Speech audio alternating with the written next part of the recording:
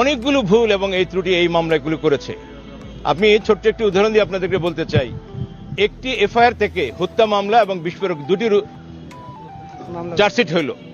এই স্প্লিট চার্জশিটে আমাদের দেশের কাস্টমস হচ্ছে এটাই, 21 আগস্ট গ্রেনেড হামলা মামলা বলেন, কিবরিয়া হত্যাকাণ্ড বলেন, আরো যতগুলো বড় মামলা বলেন, এজাহার থেকে যতগুলো মামলার উদ্ভব হয় এই সবগুলো মামলার সাক্ষী গ্রহণ একসাথে চলে, বিচার প্রক্রিয়া একসাথে চলে।